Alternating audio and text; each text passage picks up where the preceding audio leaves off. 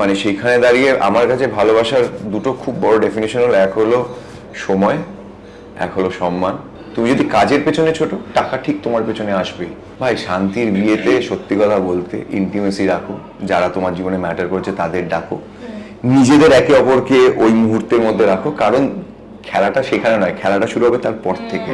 তো আমরা লেয়ারটা শুরু করি প্রেমিক প্রেমিকাদের দিয়ে, বিয়েটায় চলে যাই, কিন্তু আমাদের প্রেমের লেভেলটা ওইখানেই পড়ে থাকে, প্রেমিক প্রেমিকাতে আটকে থাকে, যেখানে প্রবলেমটা হয়। আজকে আমাদের সঙ্গে এমন একজন হ্যান্ডসাম অভিনেতা রয়েছে যিনি তার জীবনে নিজেই চান, কারণ তার বোল্ড মেকিং ডিসিশন তৈরি করেছে তাকে আমাদের কাছে হিরো। কারণ তার অভিনয়, তার ডিসিশন, তার পদক্ষেপ সত্যি যেন এক নতুন মানুষ সৃষ্টি করেছে ইন্ডাস্ট্রি। আমাদের সঙ্গে এই মুহূর্তে রয়েছে সায়ন বোস। সায়নকে এত ভারী ভারী শব্দ দিয়ে ইন্ট্রোডিউস করালাম, ওই একটু চেপে গেছে, কি সত্যি কি তাই? কিন্তু সত্যিই তাই যে নিজের বোল্ড এই ডিসিশনগুলোর জন্যে আজকে মনে হয় আমরা এই সাক্ষাৎকারের সুযোগটা পেয়েছি। হ্যাঁ, মানে বোল্ডনেস তো কোথাও দেখাতে হয়, প্রেফারেবল নিজের জীবনে বোল্ডনেস দেখালে বোধহয় বেনিফিট বেশি বাইরের জগতের থেকে বোল্ডনেস দেখানোতে। হ্যাঁ, মানে স্টেপস নিয়েছি, হয়তো সেই জন্যই এখানে পৌঁছে। হ্যাঁ, ওয়ার্ডসগুলো খুব হেভি ছিল, মানে এত হেভি ইন্ট্রোডাকশন হয়তো পাই না, বাট জীবনযাত্রায় সেই স্টেপসগুলো যখন নিয়েছি সেগুলোর হয়তো মানে মাপকাঠি এরকম বোল্ডেরই পর্যায়ে পড়ে। একটু শুনি যে এই যে এত ভালো ভালো ধারাবাহিক দিয়ে তোমাকে এরকম একটা প্রেমিক সত্তা এক্সপ্লোর করতে পেরেছি, সেই ক্ষেত্রে নিজেকে কতটা অ্যাজ এ অ্যাক্টর হিসেবে স্ট্যাম্প দেবে, কিংবা একজন টলিউডের মানুষ হিসেবে স্ট্যাম্প দেবে, নাকি একেবারে একটা নিতান্ত সাধারণ ছেলে যার চোখে ছিল অনেকটা স্বপ্ন, তারপরেই আসা এবং আস্তে আস্তে আস্তে স্ট্যাম্পগুলো এমনি এমনি পেছনে চলে এসছে? আমি স্ট্যাম্প শব্দটাকে খুব একটা পছন্দ করি না। স্ট্যাম্প পড়লে একটা স্পেসিফিক সেগমেন্ট বা একটা রেপ্রেজেন্টেশন হয়, আর শিল্পী হিসেবে তো স্ট্যাম্প পড়াটা উচিত নয়, তাহলে অনেকটা ন্যারো ডাউন হয়ে যায় ব্যাপারটা। শুরু করেছিলাম খোঁজা থেকে, কারণ জীবনের প্রথম পার্টের অনেকটাই অংশ আমি খেলাধুলার সাথে যুক্ত ছিলাম। ক্রিকেট খেলেছি 16 বছর, ডিভিশনস খেলেছি। এবার যেমন হয় বাঙালি বাড়ি, পড়াশোনা, বাবা খুব সাপোর্টিভ ছিল না যে ছেলে খেলুক বা খেলাটাকে প্রক্রিয়া করুক, কারণ আমি 2.5 বছর বয়স থেকে ক্রিকেট ব্যাট ধরি। মানে এরকম হতো ব্যাপারটা, যখন খেলা হতো আমি টিভির সামনে দাঁড়িয়ে যে ব্যাটসম্যান ব্যাট করতাম, আমি ব্যাট নিয়ে নিয়েও তাদের স্টান্স কপি করতাম। আমার কাকা আর আমার মা খুবই সাপোর্টিভ ছিল, যেহেতু আমার ইন্টারেস্টটা দেখেছে, সেখান থেকে খেলার জগতে ঢোকা। খেলতে খেলতে খেলাটাকে ভালোবেসে খেলেছি। আর আমি শুধু ক্রিকেট তো, নিজের ভারতবর্ষ যেহেতু ক্রিকেট অবভিয়াসলি ফার্স্ট চয়েস, কিন্তু মানে এটা অদ্ভুত একটা ব্যাপার, আমি যে কোনো খেলা আমি খুব তাড়াতাড়ি ধরতে পারি, গ্রাস্প করতে পারি। সেটা স্কুলে আমি বাস্কেটবল খেলেছি, আমি শর্ট পাট করেছি, আমি ফুটবল খেলেছি, অ্যাথলেটিক্সে পার্ট নিয়েছি, আমার সার্টিফিকেটস অফ মেডেলস আছে। সেটা হয়তো আমি ন্যাচারালি পেয়ে এসেছি। এবার খেলার সাথে এতটাই যুক্ত ছিলাম যে খেলার বাইরের দুনিয়াটা আমার কাছে খুবই ব্লাড ছিল, মানে এতই ধোঁয়াশা ছিল যে আমি কখনো সেটার বাইরে চিন্তাও করিনি, ভাবিও নি। আমি ক্লাস 12-এ যখন পড়ি তখন বম্বে ট্যুরে যাই খেলার সূত্রে। ফিরে এসে আমাদের মানে অ্যাকচুয়ালি জলটা স্যুট করেনি, তো বেশিরভাগ টিমেরই আমাদের ইন বিটুইন টুর্নামেন্টে অনেকের ডায়রিয়া হয়েছিল, আর আমাদের যাদের ডায়রিয়া নেই তারা জন্ডিসে, সবার জন্ডিস হয় ফিরে এসে। তো বাবা স্যার যে বোর্ডস আছে সামনে, আইসি আছে, তো তুমি আর খেলাধুলা করতে হবে না। সামহাও তখন না ওই জেদটা বা ওই বোল্ড ব্যাপারটা আমার মধ্যে ছিল না, সেই জন্য বাবার কথা শুনি, পড়াশোনা করি। বাট জীবনযাত্রায় আমি খেলা ছাড়ার পরে আমি না খুব দিক ভ্রান্ত হয়ে গেছিলাম, মানে আমি অনেক রকম ব্যাপার স্যাপারের সাথে যুক্ত হয়ে গেছিলাম, যেটা হয় মানে একটা বিলিফ থেকে সরে যাওয়ার পর থেকে। যাই হোক, সেই করণীয় ফুটবল, তারপর কলেজ, আমার কলেজ সাউথ সিটি, খেলার সাথে ফুটবল চুটিয়ে খেলেছি। ফুটবল খেলতে খেলতে কর্পোরেট খেলি, কিন্তু ফুটবল খেলতে গেলে আমার যেটা হয়, আমি যখন কলেজ টিম, এমবিএর জন্য কলেজ টিমে খেলছি, ফার্স্ট বাপায় লিগামেন্ট ছেড়ার পরে বাড়ি ফিরি, সার্জারি হয়, আবার সেই পানি যখন ফেরত যাই, এবার তারপর প্লেসমেন্ট হয়ে গেছিল ভাইজাগে গিয়ে, আবার একটা গ্রুপ পাই, তাদের সাথে চুটিয়ে প্র্যাকটিস করতাম।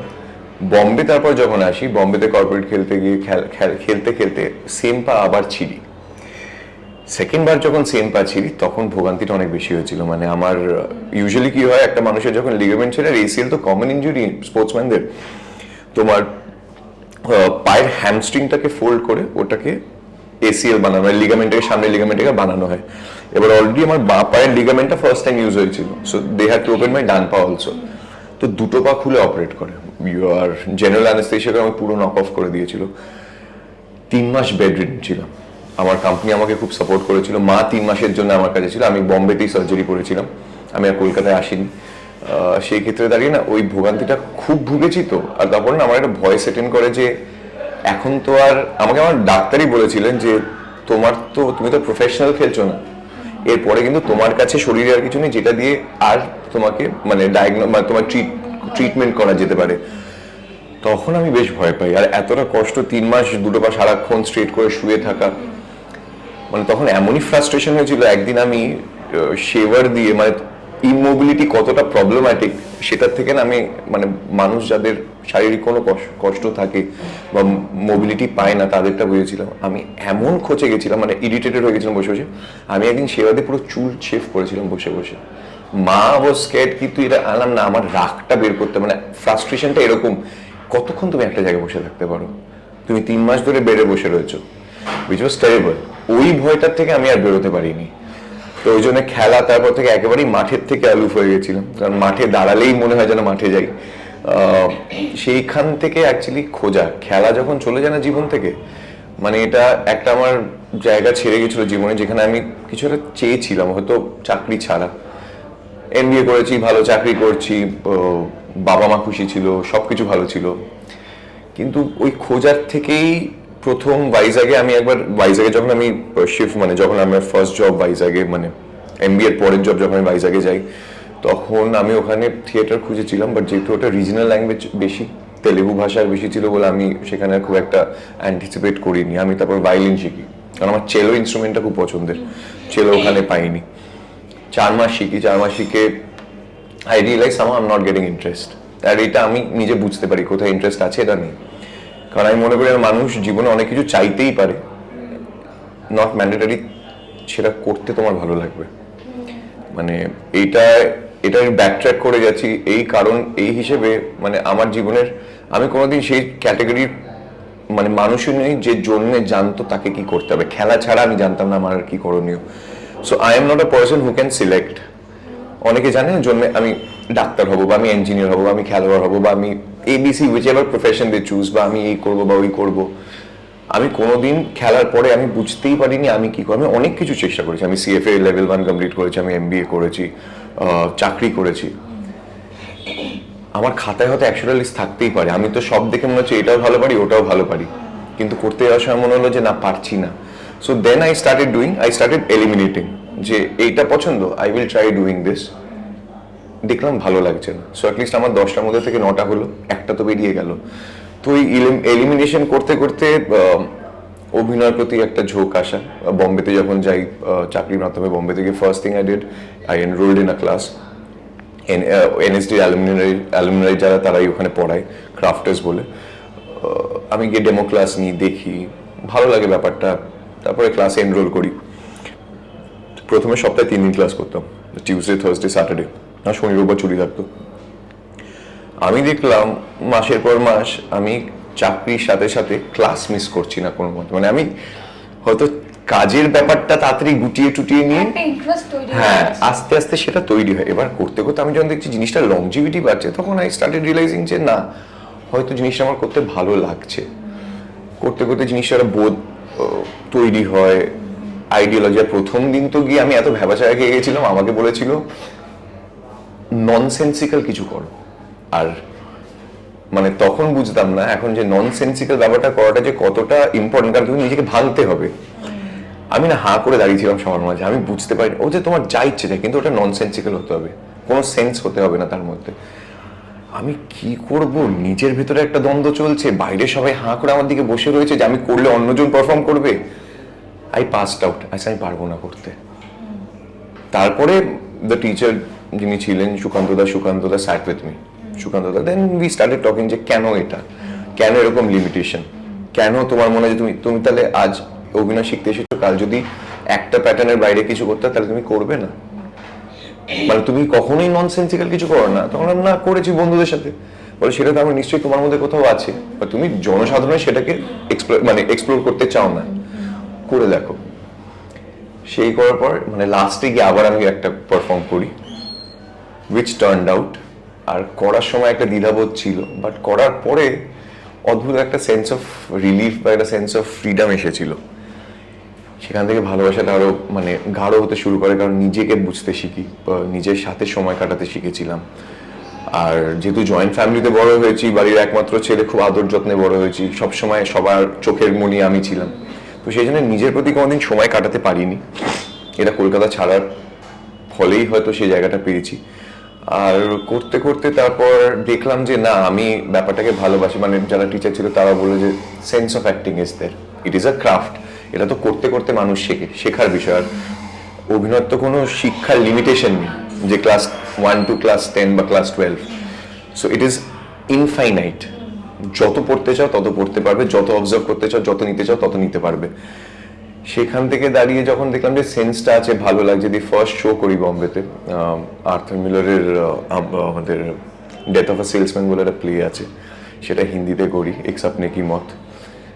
ওখানে একটা 56 বছর মানে বিলির ক্যারেক্টারটা করে 56 বছর একজন 60 বছর একজন ভদ্রলোক।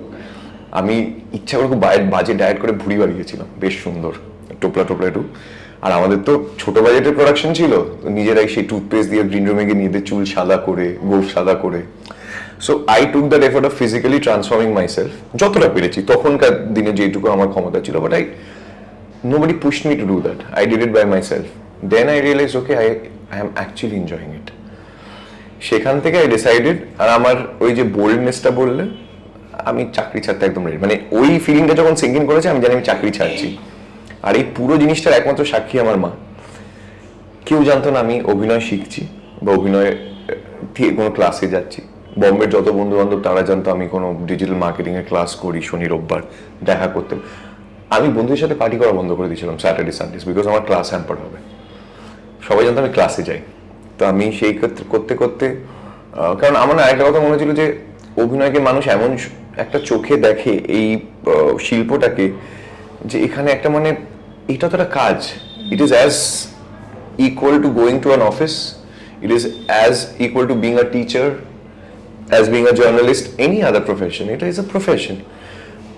লোকেরা শোনা কি রে হিরো হবি, আমি এই টোনটার জন্য শুরু হওয়ার আগেই এই টোনটা আমার দরকার ছিল না। তো সেই জন্য আমি পুরোটাই গুটিয়ে রেখেছিলাম সবার থেকে। মানে আমার ক্লোজেস্ট ফ্রেন্ড যারা বম্বেতে তারাও জানতো না। এবার কোভিডের সময় ওয়ার্ক ফ্রম হোম, আমি কলকাতায় আসি। ওয়ার্ক ফ্রম হোম হতে হতে আমি একদিন বাবাকে, কারণ আমি জানতাম বাবা উইল বি স্কেপটিক্যাল, ছেলে একটা জায়গায় গিয়ে স্টেবল হয়েছে, আবার ছেলে শুরু হলো। আমি একদিন বলেছিলাম, সে তো সেই সেন্টার শকের মতো তার চুলগুলো খাড়া হলো লিটারালি। হ্যাঁ, but he never shed anything about it. বলবো না যে কোনো বাবা কোনো খুব প্রবলেম করেছে বা করেছে যে না করতে হবে না, তুমি চাকরি করো বা করো। মানে থ্যাঙ্কফুলি আমাকে আমার ফ্যামিলির কোনো ফাইন্যান্সিয়াল সাপোর্ট বা মানে আমার ফ্যামিলির প্রতি কোনো বাধ্যবাধকতা নেই।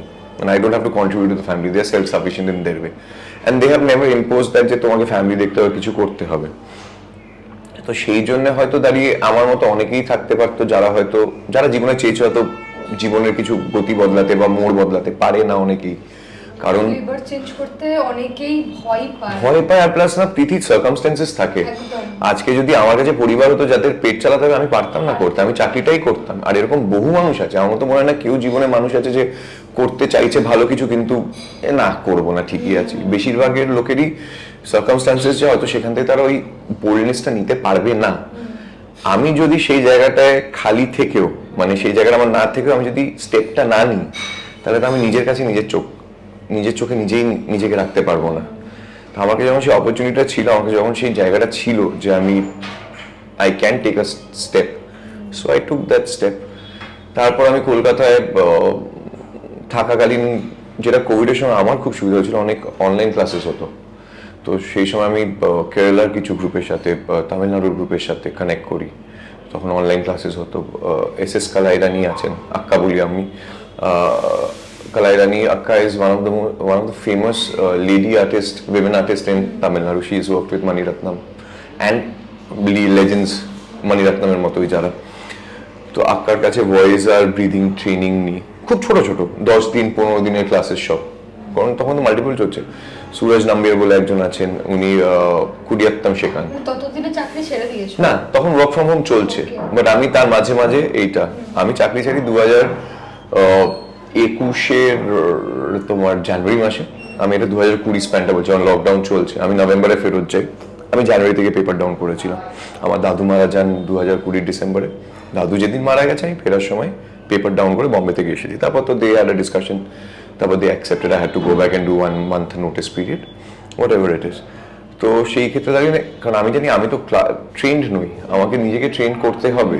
তো তখন যা যা পেতাম আমি সব করতাম।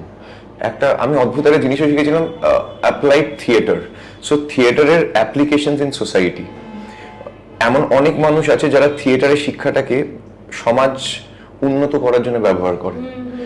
আর এটা সি লিঙ্ক, যেটা বম্বে ব্যান্ড্রা সি লিঙ্ক, আমরা সি লিঙ্ক দেখি, তার নিচে একটা কোলা, মানে ওনাদের বলে যে যারা মাছ ধরে, ওদের একটা মানে ওই কমিউনিটিটাকে একটা নামে ডাকে। তো ওই একটা ছোট্ট বস্তি, সেখানে উইমেন এম্পাওয়ারমেন্ট থেকে সিভিক সেন্স আপলিফমেন্ট থেকে সবকিছু থিয়েটারের প্র্যাকটিসের মাধ্যম দিয়ে অ্যাজ এ সোসাইটি গ্যাদার করে, সে মানে যিনি বলছিলেন, লেকচার দিচ্ছিলেন ওই দিন, তিনি ছবি দেখিয়ে পুরো জিনিসটা নারেট করেছেন। It's beautiful. তা আমি যতটা পেরেছি গ্রাস্প করার চেষ্টা করেছি সেই সময়টায়। ইভেনচুয়ালি তো তারপর চাকরি ছাড়ার পর ফার্স্ট এখানে কিছু কাজ ছিল, তো বাবা স্যার, আমার মেন প্ল্যান ছিল আমি বম্বেতেই থাকবো, start from Bombay, since Bombay আমার জায়গা আছে। বাবা wanted me here for some work, বাড়ির কিছু কাজ ছিল, তো বাবা বললো তুই আয় 2-3 মাসের জন্য, সেকেন্ড ওয়েভের আগে। তারপর তো এখানে এসে সেকেন্ড ওয়েভ হলো, আটকে গেলাম। দিয়ে দেখলাম এখানে মিস্টার যোগী মালাং এসেছেন অডিশনের জন্য, ইনস্টাগ্রাম থেকে দেখতে পাই। তাই ওয়েন গেভ অডিশন এই গোলপার্কে রামকৃষ্ণ মিশনের পেছনে একটা ক্যাফে আছে, সেখানেই হয়েছিল। দিয়ে অডিশন দিয়ে রিয়েলাইজ কি সে তো ভেবে আমার লাভ নেই, অডিশনকে ডাকবে না। 1.5 মাস পরে একটা কল পাই যে আমার ছোট্ট একটা রোল আছে, তুমি করো। আমি অফকোর্স করবো, কেন করবো না? বলো খুব ছোট, হ্যাঁ হ্যাঁ, সে যা রোল থাকে আমি করবো। দেন মেনটেন লস্ট বলে যে সিনেমাটা হয়েছিল অনিরুদ্ধ রয় চৌধুরীর, তাতে আমার খুবই এখন বুঝতে পারি, মানে it was almost like a train junior artist we were, but I got to see the sets. আমি বম্বের নামাজ প্রোডাকশনস ছিল, রাজবেরি মোড়ে শুটিং হয়, প্রথমবার সেট দেখি, লোকজন দেখি, মানে ইট ওয়াজ বিউটিফুল। মানে আমাদের মানে মেলা, একটা শুধু আয়রনের কাউন্টার, একটা মেকআপের, একদিকে খাবারের, আমি তার মধ্যে ভ্যানিটি দিয়েছে, আমি তো ভ্যানিটি দেখে আওয়াজ লাইক আরে বাপরে। 4-5টা ভেতরে গিয়ে নিজে সেলফি নিলাম, নিজেকে ফিল গুড করালাম, অ্যান্ড শুট করলাম। পাসিনি আমি গৌতমের সাথে করেছি, তুষার পান্ডের সাথে করেছি। খুব ভালো কলকাতার থিয়েটার গ্রুপের অনেক সিনিয়র লোকের সেটা ছিল, মানে আমাদের বয়সী প্লাস আমাদের বড়, তাদের সবার সাথে খুব ভালো র্যাপো হয়। আমরা একসাথে আবার পুরুলিয়া গেছিলাম, 5 দিনের শুট ছিল টোটাল। করে নিয়ে মেট লাভলি পিপল, হ্যাড ওয়ার্ক দিয়ে কলকাতা প্রোডাকশনের যারা ছিল রেসপন্সিবল, তাদের মধ্যে থেকে একজন রিচড আউট যে স্যার তুমি বা সিরিয়াল করতে পারো। তখন আই ওয়াজ নট রিয়েলি কিন যে সিরিয়াল করবো বা করবো না সেরকমই। তো আমাকে ফার্স্ট অফার করে পুজোর সময় ম্যাকডাবলসের 3টে অ্যাড সোশ্যাল মিডিয়ার, সেটা করলাম, জিমিলার বাড়িতে করলাম শ্যুট।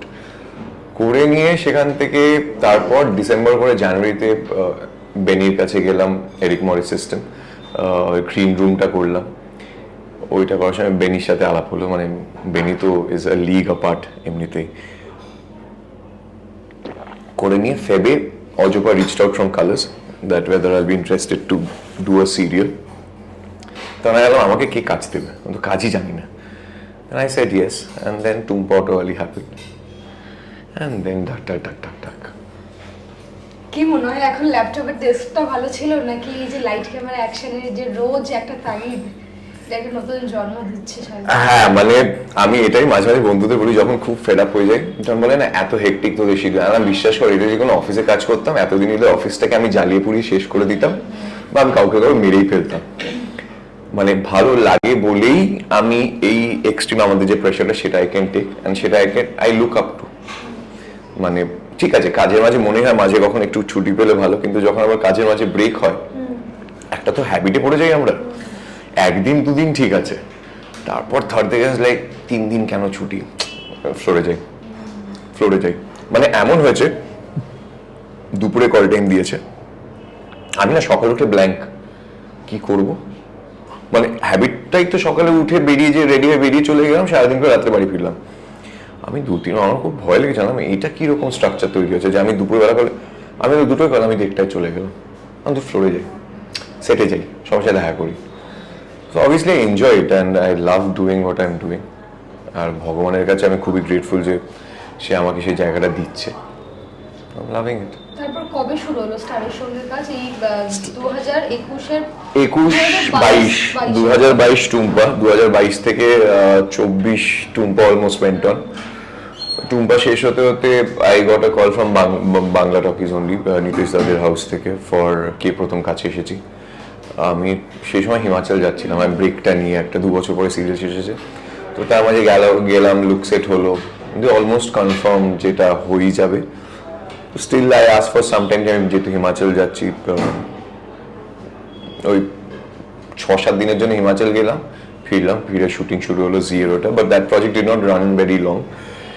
ওইটা শেষ হতে হতে 2 শালিক হ্যাপেন্ড, মানে ওটা যেদিন ফার্স্ট আমরা শুনি যে বন্ধ হবে, সেই দিনই I got a call from Swarnada যে he said that I want you to be a part of 2 Shalik. So স্বর্ণদার কথা, অবভিয়াসলি স্বর্ণদা তো is one of the legends Bangla সিরিয়ালের। তো স্বর্ণদা ইভেন্টেন, আর স্বর্ণদার সাথে আমার আলাপ হয়েছিল কে প্রথম কাছে এসেছি সময়, তখন আমাদের একটা ওয়ার্কশপ দিয়েছিল, কারণ আমি, মোহনা আর মিহি, রাধিকা যে বাচ্চাটা, 3 জনেরই ছিল। তো তখন স্বর্ণদার সাথে আলাপ, তখন স্বর্ণদার সাথে কথা রয়েছিল।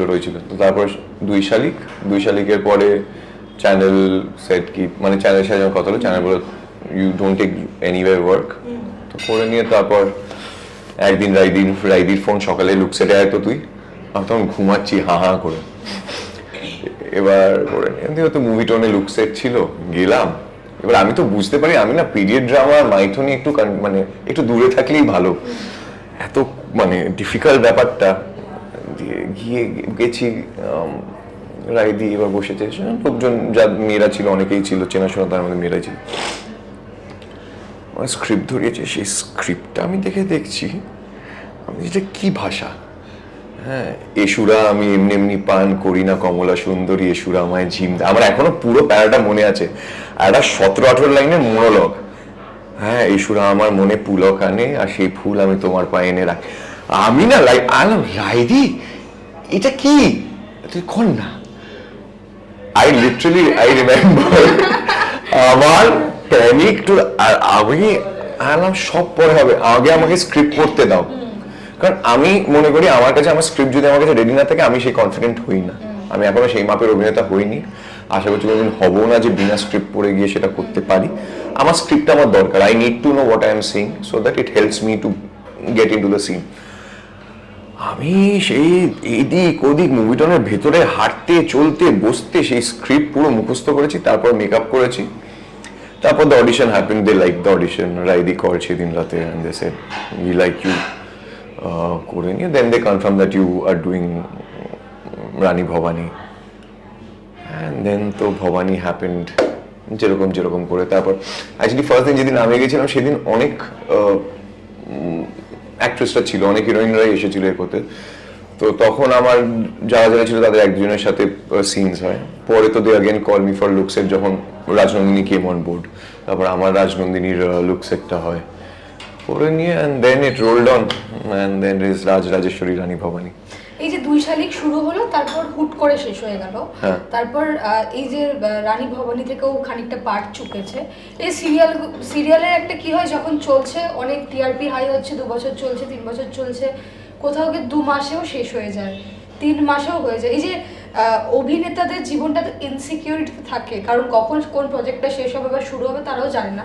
সেই ক্ষেত্রে 2 শালিকের পর তো অনেকটা গ্যাপ ছিল, এবং তারপরে রাজেশ্বরীর জন্য কল আসে। না, নট লিটারালি। আমি আর মানে 2 শালিক ফার্স্ট অফ অল ওয়াজ আ 6 মাসের গল্প, ইট ওয়াজন্ট আ মেগা। তো সেটা 6 মাসেই হয়তো শেষ হতো, বাট ইভেন্চুয়ালি চ্যানেল ডিসাইডেড, কারণ 2 শালিকের রেসপন্স এত ভালো ছিল, সেটা 2 শালিক 7-7.5 মাস যেটা টেনেছে, কারণ 2 শালিক পিআরকে অরেস্ট বা মৃত্যুর সাথেই 2 শালিকের গল্প ক্লোজার। হ্যাঁ, মানে আমরা তো প্রথম থেকেই জানতাম এটা 6 মাসের শো, মানে ফার্স্টে জানিনি, but we got to know within a months time that it is a 6 month story. Hence সিরিয়ালটার কিন্তু আমি যে জনপ্রিয়তাটাও বেড়েছে, কারণ সিরিয়ালটা খুব কাট টু কাট গেছে, কোনো ল্যাগ হয়নি সিনে, মানে দেখে অনেকটা সিনেমার মতো বা একটা ওয়েবের মতো লাগতো 2 শালিক, একদম প্যাক সিন। ওই জন্য 2 শালিক একটা 5.5টা স্লটে 5.5 টিআরপি শো পাওয়া ইজ ডিফিকাল্ট, যার জন্য দিদি নাম্বার 1 গট শিফটেড। এত বছরকার একটা স্টেবল শো, তার এগেন্সে যা শো এসেছে অলমোস্ট এভরিথিং গট রিমুভড। ওই 6 মাসের পরে তো তারপর যেটা এক্সটেনশন চ্যানেল, যেটা রিয়েল মানে চ্যানেলের মতো যেটা এক্সটেন্ড করেছিল, অ্যান্ড দেন দে ক্লোজড ইট। আমার ফার্স্ট 2 শালিক শেষ হওয়ার আগের সপ্তাহে একটা ফার্স্ট কল আসে। তো তখন আমাদের চ্যানেলের ইপি যে ছিল তাকে জানাই, তো তখনই তারা বলেছে যে ডু নট টেক এনিথিং। আমার টাচউড বলতে মানে 2 শালিক শেষ হওয়ার 1 সপ্তাহের মধ্যে had to go for the looks. আমার মানে এই রানী ভবানীর লুকসের শুরু আর রানী ভবানীর শুটিং শুরুর মাঝে এই গ্যাপটা অনেকটা ছিল, but I got confirm within a week after 2 Shalik ended. আচ্ছা, যখন শেষ হলো তারপর কি এটা মাথায় এসেছিল যে এরপর নেক্সট স্টেপ কি হতে পারে, এরপর কি হবে? আমি এইটুকু জানতাম যে আমি সিরিয়াল করব। আমি একটা টাইমলাইন নিজের বানিয়েছি, তো সেই ক্ষেত্রে দাঁড়িয়ে আমি যতটা মানে হাইন্ডসাইটে দেখা যায় আর কি, যে সিরিয়াল আমি জানতাম সিরিয়ালই করবো নেক্সট একটা প্রজেক্ট, বিকজ আমাকেও তো নিজেকে পাকাপোক্তভাবে নামতে হবে। আর সিরিয়াল আমাকে যেটা দেয়, এক জনপ্রিয়তা তো ডেফিনেটলি দেয়, but as a craft serial আমাকে প্রতিদিন ক্যামেরার সামনে অভিনয় করতে দিচ্ছে, যেটা একটা বিশাল প্রাপ্য। তো ওই ক্রাফটটা তো পাচ্ছি যখন, সেটাকে তো আমার ফেলার কোনো জায়গা নেই। তো সেখানে দাঁড়িয়ে I knew I would do another serial, and serial only happen. বাকি যা প্ল্যানস করেছি সেটা হয়তো এখন আমার probably another year or so, that after which I have decided to do something or change about. But I am still focused on doing serials, at least another project, and then I will see, because situations are so যে তুমি পশ্চিম বাংলায় serial যদি না করো, obviously serial gives you a stability of work, serial gives you stability of income. আর এই বয়সে এসে তো আমরা তো এখনো এরকম নেই যে আমরা ঠিক আছে করলাম রেসপন্সিবিলিটি নিজের কাছে, নিজের রেসপন্সিবিলিটি যে আমি নিজের লাইফস্টাইল করছি, নিজের মতো করছি। মানে এখনো বাবা প্লিজ, মানে একটা তো সেখানে মান সম্মানের ব্যাপার। তো সেইটা যখন মান সম্মান নিজের বানিয়েছি, সেটাকে তো নিজেকে প্রোটেক্ট করতে হবে। তো মানে এখানে এখন আপাতত সিরিয়াল যদি না করি, I don't have a steady project to do it. আমি যদি ওয়েবও করি, কতগুলো ওয়েব করব বা কতটা আমার সেটা সাস্টেন হবে সেটা আমি জানি না। মানে তুমি ওটার সঙ্গে একমত যে ধারাবাহিকভাবে প্রতি মুহূর্তে মানুষের মধ্যে আসা যায়, এবং যেটা বললে যে ওয়েব করে কতটা আমি ওই মানুষের কাছে যেতে পারবো কিংবা করবো কিনা। মানুষের কাছে যেতে পারা, দেখো মানুষের কাছে আমার মনে হয় মানুষের কাছে তুমি ইভেন্চুয়ালি পৌঁছাবে ভালো কাজ করলে। হয়তো সিরিয়াল কি হয়, দৈনন্দিন ব্যাপার, ঘরে ঘরে সবাই দেখে, ওই জন্য মুখটা খুব তাড়াতাড়ি জনপ্রিয়তা পাওয়া যায়। সিনেমা বা ওয়েবের এখনো কন্টেন্ট ওরকম নয় যে ঘরে ঘরে সবাই দেখছে। সিনেমা হতে গেলে তোমাকে অবভিয়াসলি আজকে তো মানে দেব বা জিৎ তারা সুপারস্টার, তারা তো অনেক বছর ধরে করেছে। আজকে ওনাদের ফেস রেকগনিশনের সাথে আমি আমার ফেস রেকগনিশন কম্পেয়ার করতে পারি না। তো সেইখানে দাঁড়িয়ে জনপ্রিয়তাটা first, and the same time what about my finances? I need a steady monthly financial flow. So আমার স্টেডি মান্থলি ফাইন্যান্সিয়াল ফ্লো হতে হলে আমাকে সিরিয়াল করতে হবে। সেই কারণেই সবাই হয়তো সিরিয়ালটা করছে। আজকে যদি আমাদের মানে এটা স্যাড ফ্যাক্ট অ্যাবাউট আস, মানে আমাদের ইন্ডাস্ট্রি বা আমাদের, যে আমাদের এখন ওরকম কাজের মানচিত্রটা নেই যেখানে দাঁড়িয়ে আমরা এমন সিনেমা হচ্ছে যে লোকেরা সিনেমার অপশন করতে করতে বা সিরিজ করতে করতে তাদের সিরিয়াল করতে হবে না। এটা আমার মনে হয়, আমি না যত শিল্পী পশ্চিমবাংলায় কাজ করে তাদের 80% তাই বলবে। আমি তো 3 বছর হয়েছে এসেছি, আমি 3 বছর এটুকু রিয়েলাইজ করেছি। তো সেখানে দাঁড়িয়ে ফাইন্যান্সেস স্টেবিলিটি সেইটা তো উইদাউট সিরিয়াল কে দেবে? বাংলা ইন্ডাস্ট্রিতে আজকে সিরিয়ালের বিশাল বিশাল মর্ম। আজকে আমাদের সবার পেট চলছে সিরিয়ালের থেকে। আজকে আমরা কেন, টেকনিশিয়ানসরা এতগুলো পরিবার চলেছে একটা প্রজেক্টে, কতগুলো পরিবার চলে বলো তো? তুমি একটা সিনেমা করলে তারপরে নেক্সট আবার কবে? হয়তো বছরে 4টে মেজর রিলিজ হচ্ছে, 4টেতে তো same set of actors acting করবে না। কত অ্যাক্টরস, কত টেকনিশিয়ান। আজকে যদি বছরে 70-80টা সিনেমা হতো, হয়তো সিরিয়ালের উপর রিলায়েন্সটা কম হতো। কিন্তু সিরিয়াল আজকে প্রতি বছর 30টা করে সিরিয়াল নতুন বেরোচ্ছে। তবে সিনেমার সিরিয়ালের ডিমান্ডটা বা সিরিয়াল লোকেরা করতেও চাইছে সেই কারণের জন্য। ঠিক, এই যে অভিনয় শুরু করা, তারপর এতগুলো হিট প্রজেক্ট করা, সেই ক্ষেত্রে মানে বাড়ির লোকের কতটা সহমত ছিল? কারণ বাবার তো চুল খারাপ হয়ে গেছিল, তো চুলটা কি জেল দিয়ে নেমেছে? হ্যাঁ, চুলটা জেল দিয়ে নামতে হয়নি। চুলটা নিজেই দেখলাম যখন লোকেরা এসে আস্তে আস্তে বলতে শুরু করলো যে ছেলেকে দেখছি ভালো লাগছে, করছে, দেন অটোমেটিকলি যেটা হয়, মানে যেহেতু আমার, কারণ এইটার বললাম, কারণ বাঙালি পরিবার থেকে এবং মধ্যবিত্ত পরিবার থেকে অভিনয় করবে তার ছেলেমেয়েরা, এবং এটা করে রোজ রুটিন তাদের চলবে, দৈনন্দিন দিন চলবে, এটা ইম্পসিবল ভাবা। মানে সে যদি মাস গেলে বা সপ্তাহতে মোটা একটা অর্থ ইনকাম করে, ইম্পসিবল যে তারা বিশ্বাস করবে। হ্যাঁ মানে সেটাই হয়তো, মানে যেই কারণে বাবা হয়তো খেলার জন্য আমাকে না করেছিল, 100 কোটির দেশে 11 জন খেলছে, তুমি তুমি কি যে তুমি 11 জনের 11 জন হতে যাবে? মানে বাবা মায়ের আজকালকার দিনে দাঁড়িয়ে মানে তাদের তো এটা ন্যাচারাল যে তারা চায় তাদের সন্তান স্টেবল হোক, এরাও তারা ভালোবাসার জায়গা থেকেই চায়। কিন্তু এবার আমাদের জেনারেশনের সাথে বাবা মায়ের জেনারেশনে এতটা গ্যাপ হয়ে গেছে, এইটা তো আমি বলে বোঝাতে পারবো না আনটিল তুমি সব করতে পারো, কিন্তু তোমাকে তখনই লোকেরা মানবে যখন তুমি তার ফল দেখাতে পারবে। একদম একদম। তুমি ফল না দেখাতে পারলে তুমি পৃথিবী বদলে দাও না, কিচ্ছু হবে না। কিন্তু ওই যখন পৃথিবী বুঝতে পারবে, ফলটা দেখতে হবে, তখন অটোমেটিক লোকেরা সেটাকে সাপোর্ট বা অ্যাকসেপ্ট করতে থাকে। সেটাই বাবার ক্ষেত্রে হয়েছে, বাবাকে জেল কষ্ট করে লাগাতে হয়নি। এটা আমাদের ক্ষেত্রেও হয়েছে, যখন আস্তে আস্তে মাধ্যমিক দেবো, উচ্চ মাধ্যমিক দেবো, পড়াশোনার জন্য রাত জেগে পড়া হচ্ছে, সেই ক্ষেত্রে সবাই বলতো তুচ্ছতাচ্ছিল করে, উফ রাত জেগে পড়ছিস, কি করবি কি করবি। তারপর যখন একটা পরে গিয়ে ইন্টার্নশিপ কলেজ থেকে, তারপর গ্রাজুয়েশন কমপ্লিট, চাকরি করা, সেই ক্ষেত্রে কোথাও গিয়ে ফিগার আউট গুলো মানুষের একটা হয় না যে নিজে নিজে তৈরি করে নেয়, সেগুলো থেকে বেরিয়ে যাওয়া হয়েছে। আর আমাদের সমাজটা এরকম জায়গাতেই যে নিজেরাই তারা একটা ফিগার আউট করে দেয়, নিজেরাই একটা অন্যরকম জগৎ তৈরি করে দেয়, যার মধ্যে আমাদের জাস্ট ইনপুট করে দেয়। হ্যাঁ মানে আমরা ওই লেগো বলে একটা খেলা আছে না, ওই লেগোর ফিটিং এর মধ্যে তুমি যদি ঢুকে যাও, দেখো এইটার না অদ্ভুত, মানে সমাজ তৈরি স্ট্রাকচারটাই এমন ভাবে হয়তো হয়েছে, সেখানে দাঁড়িয়ে starting from Indian politics, starting from mindset, everything has been made so যে তুমি ছাঁচে যতদিন থাকছো আর তুমি হ্যাঁতে হ্যাঁ নাতে না করছো, সবাই খুব ভালো ছেলে, কি ভালো মেয়ে, গিয়ে আগে নমস্কার করে ডাইভ মেরে নমস্কার করে ফেললে তোমার মতো মেয়ে হয় না।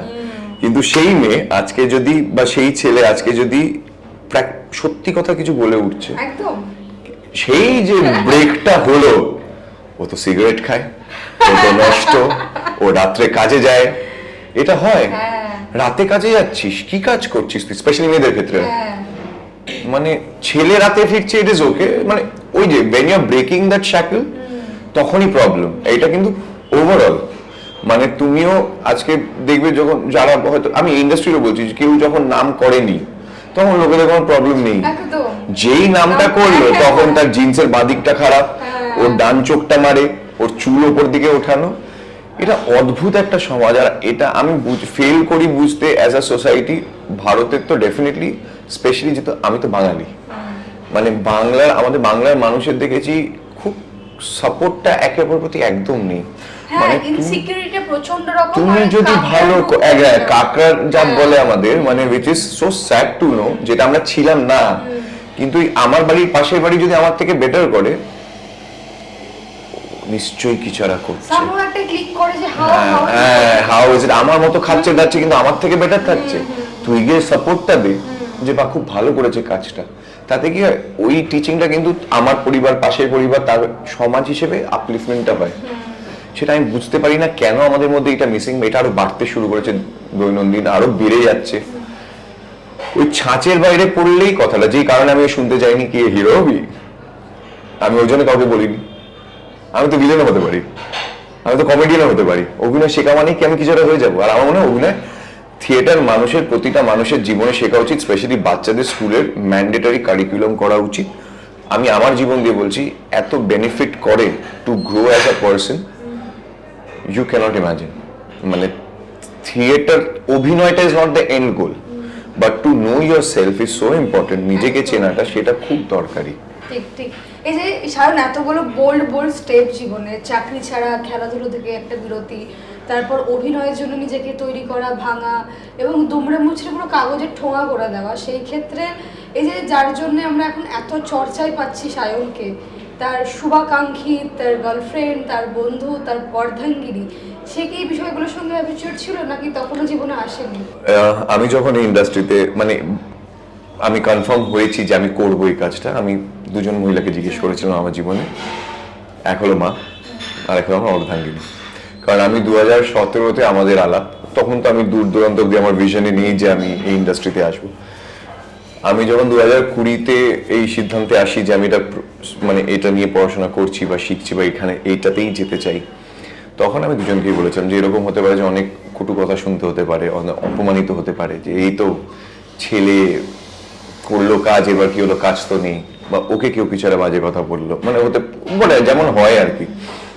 তো সেই ক্ষেত্রে দাঁড়িয়ে তোমরা যদি সেখানে আমায় সাপোর্ট না করো বা মানে আমার সাথে না থাকো, then it is difficult for me, কারণ তোমাদের সাপোর্ট না পেলে কিন্তু আমি পারবো না। মানে এখানে বাবার সাপোর্টের থেকেও মায়ের সাপোর্ট, কারণ বাবা ইজ ওকে, মানে I know I can hand, বাবা would not indulge in anything যেখানে বাবাকে কেউ কিছু বলবে।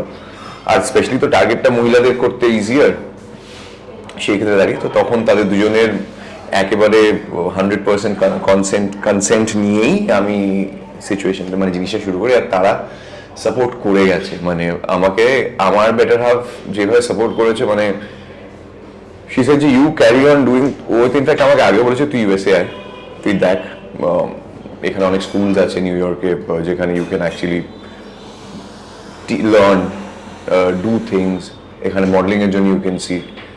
So she has always been very supportive because since she is on a very stable job and she has a good financial stability, so she said I can bear the risk. তো সেই সাপোর্টটা, আর মা তো obviously বিন মা, আমি আমার নিজের পরিবারকে বলেছিলাম কেউ আগ বাড়িয়ে কাউকে বলবে না আমি কিছু করছি। স্পেশালি আমার পিসি টিসিরা তো খুব আপ্লুত যে বাড়ির ছেলে এরকম টিভিতে কাজ করছে, যেটা হয় বাড়ির যে ইমোশনসটা থাকে। তো আই সেড আজকে বলবে, কালকে যখন কাজ থাকবে না লোকেরা কিন্তু যে সবার আগে ধরে কি হলো তোমার ভাইপোকে দিয়ে খুব বলছিলে। So I keep that preferable self of mind যে আমি I treat it as a work, আর আমি বাড়িতে বলছি এটাকে চাকরি বা কাজ হিসেবেই ট্রিট করবে। হতে পারে লোকেদের অ্যাটেনশন পাচ্ছ, হতে পারে লোকেরা এসে তোমার ভাইপোর সাথে ছবি তুলতে, তোমাদের সেটা ভালো, সেই ভালো লাগাটা নিজেদের মধ্যেই রাখো। এটা এমন কিছু আমি বিশাল কোনো কাজ করছি না যে যার জন্য আমি গিয়ে বর্ডারে যুদ্ধ করলে আমি বলতে হতো হ্যাঁ বুক চিতিয়ে বলে যে আমি করেছি, বা আমি ডাক্তারের কারোর জীবন বাঁচালাম, that is it is a normal job that I am doing. এটাকে ওভার দ্য টপ ট্রিট করার কোনো দরকার নেই, কারণ ভালো ভালো ভালো খারাপটা নেওয়ার ক্ষমতা তোমাদের আছে তো। ওই জন্য আমাকে আমার বাড়ির বিশাল কাউন্সিলিং করতে হয়েছে, বিশাল মানে আলাদা লেভেলের। এই যে বেটার হাফকে মানে বেটার হাফ কি পুরোটাই ফুল ফুল নো বেটার হাফ, এরকম সাপোর্টিভ বা সাপোর্ট করা কিংবা অ্যাক্টিং করবে বা মডেলিং করবে, সেই ক্ষেত্রে কি হয় বাঙালি মেয়েরা বরাবরই চাকরি করছে, একটা সিকিউর জব রয়েছে, বড় গাড়ি বাড়ি রয়েছে, ও হ্যাপি একটা জীবন রয়েছে যেখানে তুমি বুঝতে পারো যে পরের মাসে তোমার স্যালারি আসলে তারপরের মাসে তুমি কিভাবে খরচা করবে। এই ক্ষেত্রে তো হয় না সেটা, এবং সে যেভাবে সাপোর্ট করেছে এটা মনে হয় সত্যি ইম্পসিবল। কারণ আমাদের তো আগে নেগেটিভ থটসই আসবে যে আমি এটা অ্যাকসেপ্ট করবো কি করে, এবং তার নামে যখন স্ক্যান্ডাল, এবং ছেলেদের ক্ষেত্রে প্রেমিকা জড়াবে, প্রেমিক মেয়েদের ক্ষেত্রে প্রেমিক জড়াবে, এইগুলোকে অ্যাকসেপ্ট করেছে অ্যাকসেপ্ট। তোমার নামে যখন এত রকমের কথা উঠতো, এর সঙ্গে সম্পর্ক, এই ধারাবাহিকে ওর সঙ্গে খুব ভালো কেমিস্ট্রি, ওর সঙ্গে একটা বন্ধুত্ব, যখন হ্যাঁ মানে দেখো ওটা ও সবারটাই জানে। মানে আমি যখন যার ফার্স্ট প্রজেক্ট করি তো সেটার আমি বলি কে আছে না আছে, অবভিয়াসলি প্রথম দিকে হয়তো ইনসিকিউরিটি ছিল, স্টার্টিং এর দিকে যেটা হয় নতুন জগতে যারা লাইমলাইট একটা জগৎ, যে কোনো নর্মাল মানুষ যে ভালোবাসে কাউকে তার হবে। এটা হয়তো ও করতাম যদি ও মানে ও এই লাইনে থাকতো আমারও হতো, ইনসিকিউরিটিটা হয়। But over a period of time, we have the good part about both of us is we talk. We talk because it is very important. It is extremely important to talk, and especially when we are not in vicinity. আর 14,000 কিলোমিটারের gap, 9.5 ঘন্টার difference, সেখানে দাঁড়িয়ে আমি চাইবো না আমার জন্য অশান্তিতে কখনো থাকুক, বা ও চাইবে না ওর জন্য আমি কখনোই অশান্তিতে থাকি। এবার ওর যেহেতু নিজস্ব সার্কেল আছে যাদের আমি চিনি বা জানি, আমার সেখানে ইনসিকিউরিটি অনেক কম। কিন্তু আমি তো প্রতিনিয়ত কারোর সাথে করি, মানে আমরা যেমন ফানি বার্থডেস আমরা কিন্তু একসাথে বসে ওকে আমি আমার স্ক্রিন থেকে, কারণ এখন যেমন স্টারের হটস্টার বা Z5 যেমন জি করছিলাম, জি ছিল কালেজের সময় বুট ছিল, তো হটস্টারেরটা হুলু বলে ইউএসএ তে একটা প্ল্যাটফর্ম আছে যেখানে হটস্টার আছে। তো আমার কোনো এপিসোড ভালো লাগলো, আমি এখান থেকে আমার স্ক্রিনটাকে কানেক্ট করলাম, আমরা দুজন একসাথে এপিসোডটা দেখি। And she is my biggest critic, কোথায় চোখ ঠিক লাগছে না লাগছে, কোথায় কি ব্যাপার আছে। So we talk, and it is if we don't talk and if I keep that distance যে না ওর ইনসিকিউরিটি বাড়াচ্ছি, সেটা আমাদের সম্পর্কের ভালো হচ্ছে না। তো সেখানে দাঁড়িয়ে খুব ইম্পর্টেন্ট দুজন মানুষ কথা বলুক, কথা বলে অনেক কিছু রিজলভ হয়, সেই আশ্বাসটা দেওয়া যায়। একটা সম্পর্ক তৈরি হতে ভিতটা তৈরি হতে অনেক অনেক সময় যায়। মানে এভরি নাও এন্ড দেন সে যে যত কেউ 20 বছরের সম্পর্কে থাক, কেউ 5 বছরের থাক, 25 বছরের থাক, ভিতটাকে প্রতিনিয়ত জল দিতে দিতে দিতে সেই গাছটা গিয়ে বড় হয়। তো আমরা চেষ্টা করি সেভাবে একে অপরের সাথে মানে বিশ্বাসটা রাখার, কথা বলার, যাতে ওর কোনো ইনসিকিউরিটি না থাকে, আমি যাতে কোথাও মিসআন্ডারস্ট্যান্ড ওকে না করি। যেমন আমি শুটে থাকলেও জানে আমি শুটে আছি, এই যে এখন মাঝে ফোন ভাইব্রেট হলো, শি নোজ আমি বাইটে আছি, ও কিন্তু করে তারপর শি ইজ ডান, মানে ও জানে যে আমি বাইট দিচ্ছি ইন্টারভিউতে, she wouldn't call me anymore unless I will call her back, কারণ আমার কাজটা হয়ে গেছে, তখন আই উইল কল হার। এগুলো তো একদিনে হয় না, এগুলো অনেকটা সময় লাগে। আর হ্যাঁ, মানে এইভাবেই অর্ধাঙ্গিনী তো মানে পুরোটাই। আচ্ছা, এই যে প্রেমের যে কনসেপ্টটা, এটাতে এখনকার জেনারেশন খুব দোনামোনাই বিশ্বাস করে, কারণ সত্যি কি প্রেম নাকি ইনফ্যাচুয়েশন নাকি অন্য কিছু, সেই ক্ষেত্রে এতদিন একটা লং টার্ম প্রসেস যেটাকে নিয়ে এগিয়ে যাওয়া এবং খারাপ সময় তাকে অ্যাকসেপ্ট করানো, ভালো সময় অ্যাকসেপ্ট করানো, লাভকে যদি ডেফিনেশনে আনতে হয় তো তোমার কাছে কি থাকবে? এবং সামনে বিয়ে, অর্ধাঙ্গিনীকে যদি বলতে হয়, এক্সপ্লেন করতে হয়, বেস্ট পার্ট ইজ আমাকে আমার অর্ধাঙ্গিনীকে এক্সপ্লেন করতে হবে না ভালোবাসার জিনিসটা। এটা আমার শুনতে, আমি এটা মন থেকে চাইছিলাম এটা বলো, মানে সেইটার জায়গাটা আর নেই। অ্যান্ড সেকেন্ড অফ অল হচ্ছে আমি যেটা মনে করি, মানে আমিও ভালোবাসার যে ডেফিনেশন খুব পেয়েছিলাম সেটা নয়। আমি আগেও ওইদিন ইন্টারভিউতে আমি বলছিলাম যে আমার ভালোবাসার জায়গাটাই জন্মেছে ওর তরফ থেকে, কারণ she had the believe in us more than I had the believe. মানে সেইখানে দাঁড়িয়ে আমার কাছে ভালোবাসার দুটো খুব বড় ডেফিনেশন হলো, এক হলো সময়, এক হলো সম্মান। এই দুটো যদি না থাকে বিশ্বাস চলে আসবে, বিশ্বাস তুমি অর্জন করেই নেবে। ওই সময় is something that decides your ভালোবাসা।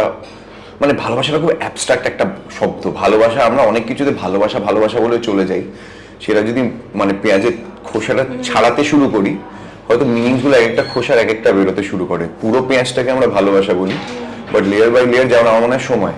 আজকে ওই প্রথম 2 মাস 3 মাসে প্রেম হচ্ছে, boyfriend girlfriend, everything is nice, ওর ছবি তুলেছে, ওর চুল সরিয়ে দিচ্ছে, ও খাওয়াতে নিয়ে যাচ্ছে, করছে 3 মাসটা 6 মাস যেই হলো, ওইটা তখন কিন্তু টক্সিক, মানে ওইটা একটা হয়ে গেল, মানে ওই পার্টটা ডান। এবার নেক্সট 6 মাস হয়তো সিনেমা দেখতে যাওয়া, ঘুরতে যাওয়া, সেটা হয়ে গেল। বাট পয়েন্ট ইজ, এবার প্রথম 1 বছর পেরিয়ে গেল হানিমুন, এবার তারপরে 1 বছরের পরে আর কিছু করণীয় নেই, তখন ভালোবাসাটা পিছলাতে শুরু করে।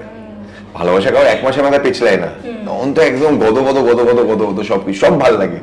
দুটো নতুন মানুষ একে অপরকে জানতে চাই, দুটো ছেলে হতে পারে যারা বন্ধুত্ব করছে, বা দুটো মহিলা হতে পারে, রেসপেক্টিভ জেন্ডার হতে পারে, তো মানে ছেলের সাথে মেয়ের সাথে ছেলের হতে পারে, উইচ এভার ইট ইজ। কিন্তু ওই ইয়োর মোনোটোনাসনেস, আমার কাছে ভালোবাসাটা হয়ে গেছে ওই মোনোটনিতে ভালোবাসাটা খুঁজতে হবে। বিরিয়ানি তো আমি ডেফিনেটলি খাবো, কিন্তু সেটা সপ্তাহে একদিনই খাবো।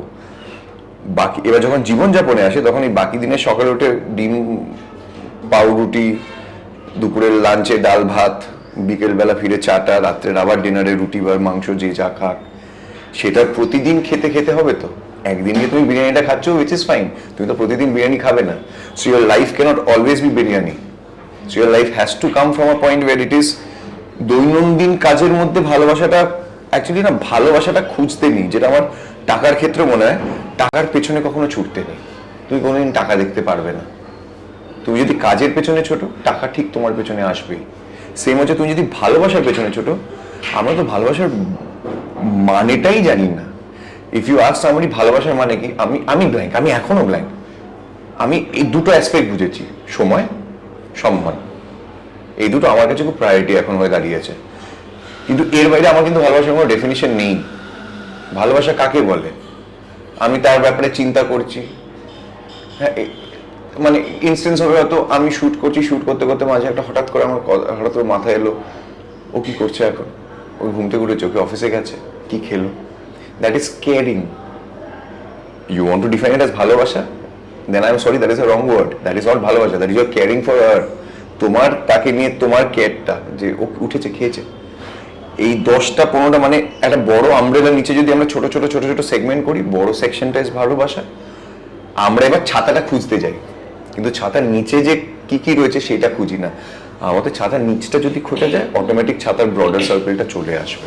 আর কি কেয়ারিং বেশি সবথেকে, তুমি নাকি রিনি না আমি?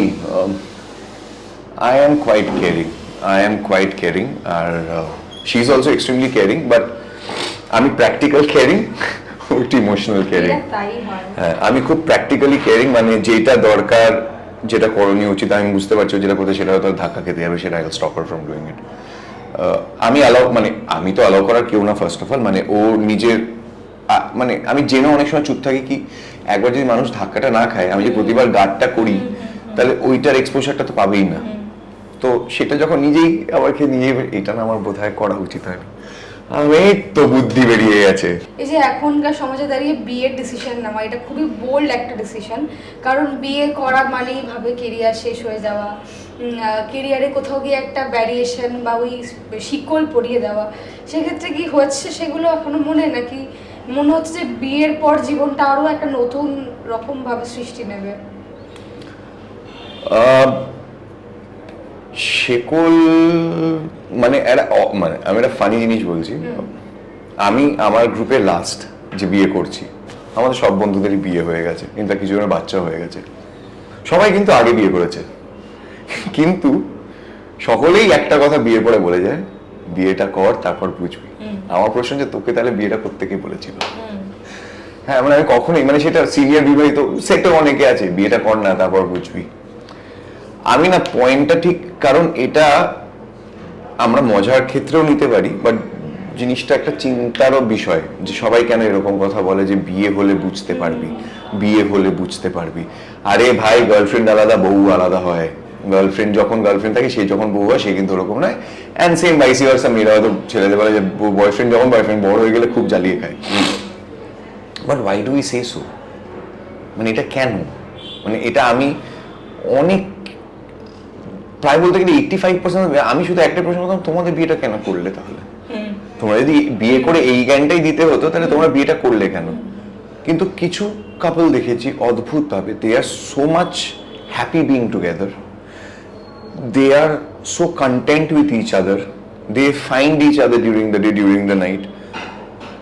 তো তারাও তো এক্সিস্ট করে, তাহলে ডিফারেন্সটা কোথায়? মানে এখানে আমার মনে হয় দুটো। এক, মানুষ, আমার যেটা মনে হয় যে 80% মানুষ, আমি র্যান্ডম একটা নাম্বার নিচ্ছি, 50% মানুষ স্বেচ্ছায় বিয়ে করে না, পরিস্থিতিতে বিয়ে করে। কারণ তাকে বিয়ে করতে হবে, তার পাশের বাড়ির ছেলের বা মেয়ের বিয়ে হয়ে গেছে, তার মা খুব চিন্তিত, বয়স হয়ে যাচ্ছে, মেয়ের বয়স হয়ে গেছে, বিয়ে না করলে ছেলে পাবে না, ছেলের বয়স হয়ে গেছে, মেয়ে পাবে না, একটা চূড়ান্ত ধুন্ধুমার কাণ্ড। এই চাপে বেশি, আর তাতে কি হয়, কন্টিনিউয়াস একটা মানুষের কাছে বলতে শুরু করলেন না, সেই মানুষটা মনে হয় সত্যি তো আমি তাহলে কোনো পার্টনার পাবো না।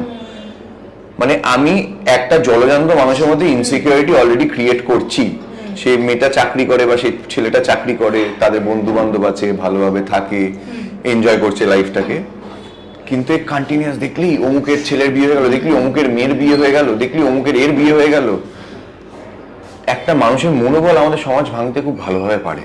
সেই জন্য আমার মনে হয় না, মানুষ নিজেকে যদি শক্ত সমর্থ না করে উইদিন ইন্টারনালি, ওইটা খুব তাড়াতাড়ি ব্রেকডাউন করে, আর সেখান থেকে বিয়ের সূত্রপাতটা তৈরি হয়। এবার যখন আমি এরা হলো আমাকে বিয়ে করতেই হবে, আমি তো পাচ্ছি না, দেখালো সেই মেয়েটারও সেম অপশন ছিল, দুজনে বিয়ে করে নিলাম, বিয়ে তো করে নিলাম। এবার বিয়ে করে গিয়ে সারাদিন বয় রশ্মি অন্তস্তিকা লিখে যাবো দুজনে মিলে, বিয়ে খেলবো তো না, সংসার শুরু করতে হবে। To start a family you need to have a thought. তো সেই ক্ষেত্রে দাঁড়িয়ে একটা ফ্যামিলি শুরু করা is not easy. You have to, মানে তুমি, তোমার থেকে পরিবার শুরু হবে, তোমার পরবর্তী জন্ম মানে প্রজন্ম তোমার থেকে আসবে, বা Tithi as a person will set her mark in society. তিথির শিক্ষায় মাপকাঠিতে তিথির পরবর্তী প্রজন্ম আসছে, বা তুমি একরকম ভাবে তোমার সংসার এগোচ্ছ। So it is a responsibility, it is not a খেলনা। বিয়েটা এখন হয়ে গেছে, আর বিয়ের এত সুন্দর ব্যাপারটা হয়ে গেছে যে বিয়ে মানে আমরা 6, 7টা 10টা বড় বড় ইভেন্ট, ইনস্টাগ্রামের সব কিছু, ঠিক আছে, মানে একটা ফ্যান্সি ফ্ল্যামবয়েন্ট, খরচা করে লোক দেখানো, হ্যাঁ, ইনভাইট করা। এই শো অফটা কেন এসেছে? আমার এই শো অফটা খুব হলনেস থেকে এসেছে, খুব একাকিত্বতার জায়গা থেকে এসেছে। ভাই শান্তির বিয়েতে সত্যি কথা বলতে ইন্টিমেসি রাখো, যারা তোমার জীবনে ম্যাটার করছে তাদের ডাকো, নিজেদের একে অপরকে ওই মুহূর্তের মধ্যে রাখো, কারণ খেলাটা সেখানে নয়, খেলাটা শুরু হবে তারপর থেকে। তো সেই খেলার জন্য তুমি যদি প্রিপেয়ার থাকো, it is just a ceremony. যেমন for me honestly it is a ceremony, it is a part of the ritual that I have to do, which has to be done for family, because দুটো পরিবার যৌথভাবে একসাথে সেখানে present, তারা একসাথে যেভাবে সামাজিক ব্যাপারটা করতে চাইছে সেটা করতে পারে, একটা আনন্দের event. It's a union of two souls, basic funda. মানে পাঁচজন যদি আমার হিতাকাঙ্ক্ষী হয়, আমি সেই পাঁচজনকে ডেকেই বিয়েটা করবো। আমার তো ব্যান্ড বাজা বাড়ার দিকে একটা বিশাল লোক দেখানি ব্যাপারটা নয়। তো এই হচ্ছে ব্যাপারটা, মানে এই জন্যই আমার মনে হয় যে বিয়ের মানেটা আর বিয়েটা ইনস্টিটিউশনটাকে যদি প্রাধান্য না দিয়ে দুটো মানুষ একে অপরকে প্রাধান্য দেয়, সেটা অনেক বেটার জিনিস, তাতে বিয়েটা অনেক বেটার থাকে। অ্যান্ড বিয়ে is basic, it's like making a home house. বিয়ে ইজ তুমি বাড়ি তৈরি করছো, মানে কনস্ট্রাকশনটা করেছো, বাট বিয়ের জীবনটা তোমার ওই হাউস আর হোমের মধ্যে যে ডিফারেন্স হয় না, I can build a house, but ওটাকে হোম বানানোর জন্য, মানে আন্তরিকতাটা দেওয়ার জন্য, সেইটা হচ্ছে বিয়ের পরের পার্টটা। ওইটাকে যদি ফোকাস করা যায়, আমরা একটু ব্যাক ট্র্যাক করতে হবে জীবনে, আমরা খুব ফরওয়ার্ডিং, মানে আমরা মানে অ্যাগ্রেসিভ হয়ে এগিয়ে যাচ্ছি, আমরা যদি এক এক করে পিছিয়ে আসতে শুরু করি, যেমন জীবন বাঁচা নিয়ে, এটা আমার একটা ফিলোসফি অফ লাইফ। আমি কিরকম ভাবে মরতে চাই আমি সেটাকে অলওয়েজ মাথায় রাখি। হ্যাঁ, কারণ আমি যদি নিজের মৃত্যুটা তো আলটিমেটলি সবচেয়ে বড় সত্য, মৃত্যুর থেকে বড় সত্য নেই। আমি যদি বুঝতে পারি যে আমার মৃত্যুতে আমি আমার পরিবারকে আশেপাশে চাই, আমার ফ্যামিলি একটা ডিসেন্ট অ্যামাউন্ট অফ সেটেলমেন্ট, সেইটা would be my eternal way of living this world, তাহলে আমি কিন্তু একটা পারিবারিক মানুষ হিসেবেই জীবনযাত্রা করব। আমার যদি মনে হয় যে আমি একটা বিশাল বড় রাজপ্রাসাদে ক্যাসেল কিনে 10টা ফারারির মাঝে মরতে চাই, আমি তাহলে সেইভাবেই পয়সাটা অর্জন করব বা সেই লাইফস্টাইলটা লিড করব। তো আমি আমার মতে মনে হয় জীবনটা যদি ব্যাক ট্র্যাকে করা যায়, ফাইনাল মোমেন্টগুলো রেখে, জিনিসটা অনেকটা বেটার হয়, রাদার দেন প্রথম ইনসিডেন্টটাকে রেখে তারপরে আর জানে না কি করে এগোতে হবে। এই যে এখনকার এই যে পার্টি কিংবা এই যে হলুদ, গায়ে হলুদের সময় এত বড় একটা ইভেন্টস করা, রাতে বিয়ের সময় একটা, তার ফটোশ্যুট তো আছে, pre wedding shoot, post wedding shoot, মানে বিফোর আফটার সব শ্যুট শুরু হয়, সেই ক্ষেত্রে কিভাবে প্ল্যানটা সাজানো হচ্ছে? এবার কি খুব নর্মাল বাঙালিয়ানাই নাকি? হ্যাঁ, মানে বিয়েটা একদম নিজের আত্মার শান্তির মতো করে করা। অবভিয়াসলি তাতে কিছু তো জিনিস করতে হয়, যেটা মানে আমার বাঙালি মতে বিয়েটা তো আমাদের 3 দিনের হয়, তো সেটা ধরো সেখানে ধরে অবভিয়াসলি বাড়িতে খাওয়া দাওয়া সেসব অন্য জিনিস হলো, বাট ইভেন্ট ওয়াইজ মানে যেটা দেখি নর্থে বা বাকি জায়গায় বিয়েগুলোতে এনগেজমেন্ট অফ ফ্যামিলি অনেক বেশি থাকে, বাড়ির বড়রা, বয়স্করা, বাচ্চারা সব মিশে। তো আমাদের সেই ইভেন্টগুলো হয়তো কম পড়ে। বাঙালি মতেই বিয়ে হবে, আমরা বৈদিক মতে বিয়ে করছি, আর ইভেন্টগুলো একেবারেই হালদি হবে না। আমি এটা আগে বলেছি, আমি গায়ে হলুদই করব, একসাথেই করব, মেহেন্দি হবে না, মেহেন্দি দেওয়ার জন্য আমি আলতা নাইট করছি, আমরা একটা বাড়ির সবাই আলতা পরবো, ইনক্লুডিং আমি যদি আলতা পরতে চাই আমি আলতা পরবো। আর বিয়ে, বউ, রিসেপশন, আর হয়তো অবভিয়াসলি এসে একটা ছোট ককটেল পার্টি রাখতে হবে বন্ধু বান্ধব, ভাই বোনেদের জন্য, যেখানে আমরা সবাই হই হুল্লোড় করলাম, মজা করলাম, বাস that is it. There is no other event beyond this. আইবুড়ো আশীর্বাদ যেমন হয়, সেটা তো নর্মাল আইবুড়ো ভাত আশীর্বাদ হবে। আর এই বিয়ের 7 পাক কি বছরই হচ্ছে নাকি? না, এই বছর কিছু নেই, যা হবে নেক্সট ইয়ার হচ্ছে। শায়ন বিয়ে করছে ফাইনালি? হ্যাঁ, শায়ন ফাইনালি বিয়ে করছে। এই যে এত তোমার প্রেমিকা, সবার তো মন ভেঙে গেছে? না, সবাই তো জানতো যে আমার এক বান্ধবী প্রথম থেকেই রয়েছে। যখনই প্রেমে পড়েছিল তোমার, জানতো সেই সম্পর্কটা ভেঙে যাবে, সেই সম্পর্ক। হ্যাঁ, সেটা তো সবাই, দেখো ফ্যান্সরা এমনি প্রেমিকারা যারাই হোক, তারা তো ভালোবাসার জায়গা থেকে পড়ে, মানে তারা ভালো, আমার জিনিসটা ভালোই লাগে যে মহিলারা ভালোবাসছে আমাকে। এবার ভালোবাসা মানেই যে তাদের তো অবভিয়াসলি একটা টিভিতে দেখে, তাদের একটা টান হয় সবারই, তাদেরকে তো অনন্ত আমার ভালোবাসা তাদের প্রতি থাকবেই, মানে সেই ভালোবাসা তো কেউ কেড়ে নিতে পারবে না। আই থিঙ্ক আমি জাস্ট সেই ভালোবাসা আরেকজনকে নিয়ে আসছি, আমরা এখন ডাবল একসাথে মিলে ভালোবাসাটা আরো বেশি করে দেবো। ভাবা যায়। হ্যাঁ, আমরা ভাবছিলাম যে কবে জানতে পারবো, সেই ক্ষেত্রে বিয়ের announcement, it's a big news.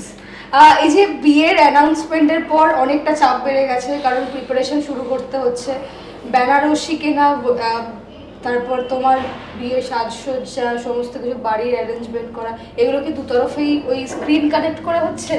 না, তারা তো মানে আঙ্কেল আন্টি তো এখানেই থাকে, কলকাতাতেই থাকে, শুধু ও বাইরে থাকে। মানে বিয়ের অ্যানাউন্সমেন্ট আমরা জানি গত 8 মাস ধরে, বাট সেটা বাকি পৃথিবী জানতো, দুনিয়া জানতো না, আমার একদম হাতে গোনা লোকজন ছাড়া। শুনছিলাম। হ্যাঁ, মানে এইটা জাস্ট ওই দিন স্বর্ণালী কথায় কথায় বেরিয়েছে, নাহলে তো কেউই জানতো না ব্যাপারটা। স্বর্ণালী কোথার থেকে জেনেছে এটা আমাকে বের করতেই হবে। হঠাৎ করে মাঝে বলে তুমি তো নিজের সংসারে গোছাচ্ছ, and it was not pre-plan, মানে ওই ইন্টারভিউটা ওইভাবে হচ্ছে যে তুমি যেমন তুললে কথাটা, সেখান থেকেই কথাটা বেরিয়েছে। তো সেইগুলো এবার যেরকম শিডিউলের মধ্যে থাকি, শিডিউলে থাকলে তো খুব ডিফিকাল্ট আমার জন্য করণীয় জিনিসপত্র। তো আস্তে আস্তে আর আমি খুব চাপ নিচ্ছি না বিয়ে নিয়ে, কারণ বিয়ে নিয়ে অত হেডেক, আমার বিয়ে আমাকে সিনক্রোনাইজ করতে হবে, কোরিওগ্রাফ করতে হবে, আমি পারবো না। আমি এত ইম্পর্টেন্স বিয়েকে দিতে পারবো না। মানে বিয়েটা আমার আর ওর বাইরে, যখন বাইরের লোকে বা বাইরের ইভেন্ট নিয়ে বেশি হয়ে যাবে, তখন আমার প্রবলেম আছে। বুঝতে পারছি, এইটা আমার একদম প্রবলেম। মানে it has to be as intimate as just two of us. তো আমরাই মোস্টলি নিজেদের প্ল্যানিং করছি, বাইরে কোনো ইভেন্ট প্ল্যানার্সও নেই। আমরা ভেন্ডার্সদের সাথে কথা বলে আমি করে সেটাকে আবার স্ক্রিনে কানেক্ট করে ওকে দেখাই, কোথাও গেলাম কিছু দেখলাম। তো সেই সব ওদের কেনাকাটি টুকটাক চলছে, সেগুলো যেমন কেনাকাটি চলে। আমার এখনো কিছু কেনাকাটি হয়নি, শুধু মাকে। হ্যাঁ, বেনারসি, ওদের বেনারসি কেনা হয়ে গেছে। বেনারসি তো রেড, অবভিয়াসলি রেড হবে, বেনারসি লালটা। আমি একটা জিনিস জিজ্ঞেস করবো, এই যে এতগুলো হিরোইনকে বেনারসিতে দেখেছো, সিঁদুর পরিয়েছো, কখনো মারাও গিয়েছো, আত্মা হয়েও ঘুরে বেরিয়েছো, এই যে এবার আসল প্রেমিকাকে বেনারসিতে দেখা, এবং একটা ইমাজিন যে সিঁদুর পরলে কেমন লাগতে পারে, একটা ইমাজিন যে গয়না পরলে কিরকম লাগতে পারে। কারণ নর্মালি কি হয়, আমাদের তো একটা ওই টি শার্ট, একটা ফুল প্যান্ট পরে রোজ চলে যায় আমাদের জীবন, কিংবা ওই খানিকটা শাড়ি আর কুর্তিতে। সেক্ষেত্রে বিয়ের একটা লুকসে ভাবা, কি ফিল হচ্ছে? এটা আমি মানে রিসেন্টলি বলেছি, Shayan is not that romantic. মানে শায়ান হ্যাজ নো ভিজুয়ালাইজেশন, আর Shayan is not ready right now. বসে নি, শায়ানের মধ্যে কিন্তু সেই ভিজুয়ালাইজেশন নেই। এটা very frankly I am saying. আমি রিনিকে কি রূপে দেখবো, সেটা যেই মুহূর্তে আমি দেখবো, I will leave it to that. I don't have a preconceived notion যে আমি এইভাবে ওকে দেখতে চাই, এরকম ভাবে বেল থাকবে বা এইটা থাকবে গয়না। আমি খুব ওই মুহূর্তটার অনেস্টিটাকে আমি ধরে রাখতে চাই। I have no preconceived notion যে বা প্রেডিকেমেন্ট যে আমাকে এইভাবে রিনিকে দেখবো, আমি চোখ দিয়ে টস টস করে জল পড়ে একটা কাঁদবো, ঠিক আছে? আর এটা এত কোরিওগ্রাফড এখন হয়ে গেছে, আইলে একজন দাঁড়িয়ে রয়েছে, সে আসছে, ঠিক আছে, এসে একটা চলছে, এটা কিন্তু তুমি দেখবে অদ্ভুত ভাবে ইউটিউবে কখনো কখনো ক্লিপসে যায়, তুমি কিন্তু ডিফারেন্সিয়েট করতে পারবে অরিজিনাল চোখের জলের মধ্যে। মানে কিছু মানুষ, আর এটা না আমি ওয়েস্টার্ন কান্ট্রিতে দেখেছি, where they really feel for each other. এটা ইন্ডিয়াতে আমি যতবার দেখেছি, আমার কেন দেখে মনে খুব কোরিওগ্রাফ ব্যাপারটা, সে একটা করে আসছে। এটা আমি ওয়েস্টার্ন কান্ট্রি দেখেছি অদ্ভুত ভাবে। তুমি তো কান্নার, অভিনয়ের কান্নার, আসল কান্নার ডিফারেন্সটা করতে পারবেই পারবে। Obviously it will be special, obviously it will be something that I would love to see her in. But আমি আজকের দিনে এই নভেম্বর মাসে দাঁড়িয়ে আই ক্যানট ডিসাইড যে আমাদের বিয়ে যখন হতে চলছে সেই সময় ওকে কিরকম দেখতে লাগবে, কারণ ওইটা তো আমার কাছে একটা ফ্রেশ লুক, একটা নতুন লুক। তো সেইখানটার আমি ওই মুহূর্তের জন্য সেটাকে রাখছি আমি মাথায়। আমি বললাম তো, আমার কাছে জিনিসটাকে খুব মিনিমালাইজ করা একটা ইভেন্টের মতো। It is a part of, it's like a poite, it is like a janmadin, it is as important. বিয়েটা করতে হবে আমাদের, আমরা করছি বিয়েটা, মানে সেটা সোশ্যাল স্ট্যাম্পটা পড়ছে। তো সে তার ওপরে আমি কোনো অ্যাডেড মানে রাখিনি। সেটা অনেক লোকেই, মানে আমার কাছের যারা, তারা কেউ তুই কিরকম বেরসিক রে, তোর মধ্যে কেন রস নেই রে, হ্যান রে, আমি নেই। মানে সেটা যখন আমার রসিক হবো, সেই মুহূর্তে দাঁড়িয়ে আমি রসিকতাটা করবো। আমার যদি কিছু ফিল করতে, আমি সেই সময় দাঁড়িয়ে ফিলটা করবো। আমি এই মুহূর্ত থেকে চিন্তা করবো না কেমন লাগছে বা কি করতে হবে, ওকে এই অবস্থা দেখলে আমার কেমন লাগবে। I have not visualize that, and I will not visualize it. I like to keep the honesty of a thing, and I will keep it for that moment. যে ওই মোমেন্টে যখন লাগবে, আমার ন্যাচারাল যে রিয়াকশন, সেটা তো ক্যাপচার হবেই। তো আশা করছি সেটা তো তখন। তার কি ভিজুয়ালাইজেশন, মানে তার ভিজুয়ালাইজেশন অনেক আছে, তার ভিজুয়ালাইজেশন অনেক আছে। She is obviously little excited about the wedding, কিন্তু আমার থেকে মাঝে মাঝে এমন বকুনি খায় যে সেখানে দাঁড়িয়ে সেও একটু ইতস্তত করে, মানে দেখ যদি আমার মতে এটা লাগে, আমি প্রথমেই এটা হবে না, এটা করবো না, এটা করবো না। সো হ্যাঁ, মানে সেখানে she is really excited about it, কারণ she's been আমি বললাম না, প্রথম দিন থেকে she knew that we would work and she would want to get married to me. ওই ডেপথটা আমার নেই, সত্যি কথা বলতে ওর ডেপথ আমার নেই। ও যে ডেপথ দিয়ে আমাকে ভালোবাসে, মানে সেই ডেপথের কিছু অংশ হয়তো আমি আস্তে আস্তে অ্যাকিউমুলেট করেছি বা করছি। ওর ডেপথের ভালোবাসা বা আমার প্রতি যেভাবে ও সেলফলেসলি করে, সেই ডেপথটা সত্যি কথা আমি আমার মধ্যে কোনোদিন পাইনি। মানে এখন যখন পাই সেটাও কিন্তু ওই আমার ইন্সপিরেশন, যেখান থেকে আমি সেই ডেপথটার থেকে ওর প্রতি কনসার্ন কেয়ারটা আমি পেয়েছি, ভালোবাসাটার শুরু হচ্ছে। তো সেখানে দাঁড়িয়ে it's a big event for her, it is a big event for us. ওর অনেক ব্যাপার স্যাপার আছে, অনেক কিছু চাই, আর প্লাস উনি তো ইউএসএ তে থাকেন, ভিজুয়ালি অনেক কিছু দেখেন। সেটাই আমি বললাম, দেখ তুই যখন যেটা দেখছিস সেই ব্যাকড্রপটার সাথে সেই জিনিসটা তো খুব সুন্দর লাগছে, কাটছাট আমাদের ব্যাকড্রপে চলে যায়, সেই জিনিসটা কি এখন অতটা ভালো লাগছে না, আমার এটা চাই। না, ভিজুয়ালাইজ কর কর কর কর কর ঠিকই বলেছিস, ওটা না ঠিক লাগছে না। So this is how we both are. She is the emotional side, I'm the practical side. So that's how probably we complete each other. আর দুজনে বসে কি একসঙ্গে ওই খাবার মেনুটা ঠিক করা হয়েছে? হ্যাঁ, খাবার মেনু ওইসব মানে হ্যাঁ, এখনো অনেক মেনু খাবারের, মানে আমাদের রিসেপশনে খাবার টাবার মেনু ঠিক হয়নি। I have enough time to cater to that. আর মোটামুটি যাই যেখানে মেনু হয়, আগে তো আমি ওকে পিচ করি, আলাম তুই দেখে নে, তোর যদি ঠিক মনে হয় তারপর I will say, but first you check and you see if it works with you. তখন ও বললো না, এটা ঠিক আছে, এটা চেঞ্জ করলে কর, আমি এটা জায়গায় একটু এরকম চাই, তখন আই ডু দ্য পার্ট, মানে এক্সিকিউশনটা আই ডু, বাট ভিজুয়ালটা আমি ওকে করতে দিই, তুই দেখে নে তোর ঠিক লাগছে কিনা, এ করছে কিনা। যেমন বিয়ের কার্ডের জন্য যেতে হয়েছিল, গেছিলাম মানে আমার ইনলসদের সাথে, সে তো এক আলাদা জার্নি বাবা, বিয়ে বড্ড চাপের, মানে বিয়ের পুরো অনুষ্ঠানটা করতে বিশাল চাপ, বিশাল চাপ। আমি ওই জন্য আমি কোনো পিপল স্যাটিসফ্যাকশনে যাচ্ছি না, লোকেদেরকে নিয়ে আমার হেডেক নেই, আমি জানি হাতে গোনা আমার লোকজন থাকবে, কে কি ভাবলো আমার সত্যি তাদের কিছু যায় আসে না, because it's my intimate event and I will keep it intimate in my way. হ্যাঁ, if পরবর্তীকালে if I want to throw a bigger party to other people, I will definitely do that, but it is a celebration of two people who have spent 8 years with each other. It is their love and they are uniting it, their emotions uniting it, and the families uniting and the friends uniting it. It is as simple to me. খুব enclosed, intimate একটা space, ওইটুকুই থাকবে আর ওইভাবেই আমি রাখবো জিনিসটাকে। বিয়ে কি এখানেই করার ছিল নাকি বাইরে? না, হলে তো এখানেই হবে। আমরা অ্যাকচুয়াল একটা বিয়ে আছে, সেটা আমরা একটা স্পেসিফিক জায়গায় করছি, সেটা বাকি ইভেন্টের সাথে হচ্ছে না, সেটা একদম আমাদের ক্লোজ, বাকিটা পুরোটা কলকাতাতেই হবে। তার মানে বিয়েটাও কলকাতাতেই হচ্ছে, কিন্তু খানিকটা হ্যাঁ, একটা কলকাতার বাইরে হচ্ছে, বাকিটা পুরোটা ইভেন্টটা কলকাতাতে হচ্ছে। এতক্ষণ ধরে প্রেম নিয়ে আলোচনা করার পর আমি একটা জিনিস আমার ক্লিক করলো, যে তোমার প্রেমিক প্রেমিকার থেকেও বেশি বন্ধু। কারণ এই যে ঠিক লাগছে, ভিজুয়ালাইজ কর, তুই এটা অবজার্ভ কর, এটা দেখ, এটা বন্ধু ছাড়া মনে হয় ডিসকাস করা সম্ভব হয় না। অফকোর্স। আর প্রেমিক প্রেমিকা হলে সেই ক্ষেত্রে চাপিয়ে দেওয়াটা আমি দেখেছি রিসেন্টলি, যে না এটা আমার হচ্ছে, মানে এটাই ঠিক করতে হবে, মানে সেটা তো খুব দরকার। মানে তুমি প্রেমিক প্রেমিকা হয়, প্রেমটা করতে পারো, প্রেমিক প্রেমিকা হয় তো সংসার শুরু করতে পারবে না।